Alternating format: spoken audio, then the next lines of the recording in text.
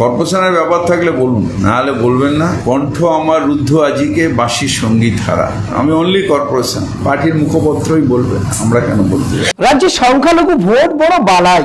সংখ্যালঘু ভোট ফেরাতে এবার মরিয়া মুখ্যমন্ত্রী মমতা বন্দ্যোপাধ্যায়। ফিরাদের মুখেও লাগাম লাগানো হলো। কর্পোরেশন অফিসে ফিরাদ হাকিম সাংবাদিকদের মুখোমুখি হয়ে বললেন, কর্পোরেশনের কোনো বিষয় থাকলে বলুন, কণ্ঠ আমার রুদ্ধ আজকে বাঁশি সঙ্গীত হারা। সত্যি অবাক, মমতা ব্যানার্জির ধমকানিতে ফিরাদ হাকিমের বাঁশি সঙ্গীত হারিয়ে যাচ্ছে। কর্পোরেশনের ব্যাপার থাকলে বলুন, না হলে বলবেন না। কণ্ঠ আমার রুদ্ধ আজিকে বাঁশি সঙ্গীত হারা। দলের পক্ষ থেকে মেয়র বা আমাদের মন্ত্রী সাহেবের কণ্ঠ রোধ করার চেষ্টা চলছে? না, এরকম কিছু নেই। তবে ব্যাপারটা হলো যে পার্টির একটা ডিসিপ্লিন থাকা উচিত। যে মুখপাত্র সঙ্গে বেশি ক্যাজুয়াল না, পার্টির মুখপত্রই বলবে, আমরা কেন বলতে? আমি তো বলছি যে এসব, আমি অনলি কর্পোরেশন।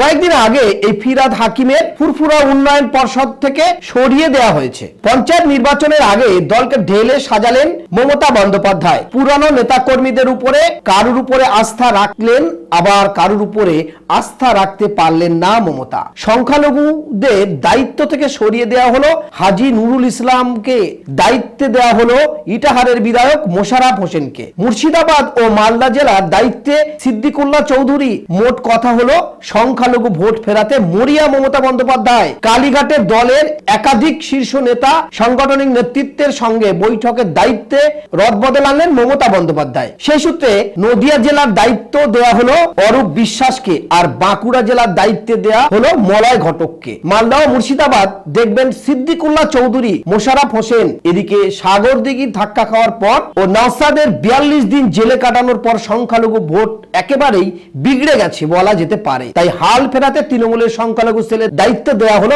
মোশাররফ হোসেনকে। এই পদে আগে ছিলেন হাজী নুরুল ইসলাম। পশ্চিমবঙ্গে বিরোধী দল বিজেপিকে ভুলে গিয়েই আইএসএফ এর বিধায়ক নওশাদ সিদ্দিকীকে আটকাতেই একাধিক সিদ্ধান্ত নিচ্ছেন রাজ্যের মুখ্যমন্ত্রী মমতা বন্দ্যোপাধ্যায়। এই আইএসএফ কে ভাঙর বাঁশি ছাড়া ততটা জানতো না, কিন্তু তৃণমূলের কর্মী সমর্থকরা একাধিক জায়গায় কর্মীদের উপরে হামলা, বিধায়ক নওশাদ সিদ্দিকীর উপরে হামলা, এমনকি মিথ্যা কেসে তাকে 42 দিন জেল খাটানো। বেজায় চটেছেন সংখ্যালঘু মুসলিম। আইএসএফ কর্মী সমর্থকদের সামনের সারিতে তুলে এনেছেন তৃণমূল, আর সেই কর্মীদের উপরে আবার চড়াও হচ্ছেন তৃণমূল। কতটা ধরে রাখতে পারবে আইএসএফ? আগামী দিনে পশ্চিমবঙ্গের কোনায় কোনায় মৌমাছির মতো সাংগঠনিক কাজে আগিয়ে চলেছেন আইএসএফ এর বিধায়ক নওশাদ সিদ্দিকী। তাই দেখার বিষয়, সংখ্যালঘু ভোট এবারে কি থাকবে পশ্চিমবঙ্গের তৃণমূল সরকারের দিকে, না বামফ্রন্টের মতো একেবারে মুখ ফিরিয়ে নেবে সংখ্যালঘু মুসলিম ভোট?